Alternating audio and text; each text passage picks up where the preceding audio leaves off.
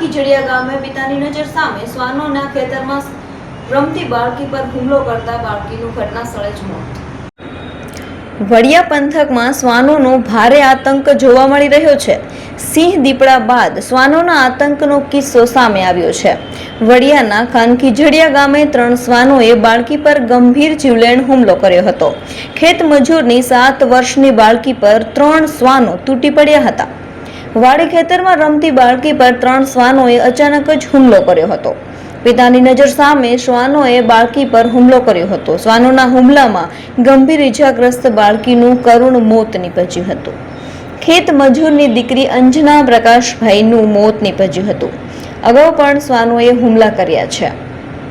શ્વાનોના આતંકથી ખેડૂતો અને ખેત મજૂરો ભયભીત થયા છે।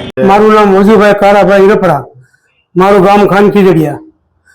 મારી વાડીએ મજૂર 3 વર્ષ રહેતા, તો એ ખેતી કામ મજૂરી મારું ભેગું રાખતા, એને એ તળી વાટતા હતા। પાછળથી કૂતરા આવ્યા અને 3 કૂતરા છોકરીને ઉપાડી અને અહીંયા મારી નાખી। આથી 10-12 દી પહેલા એની મોટી બેનને એ મરી નહીં, પણ એને જુનાગઢ દાખલ કરી અને એને સારો થયો, એને સારું થઈ ગયું। તો આ પાછો 10-12 દી પહેલા પાછો આ દાખલો થયો।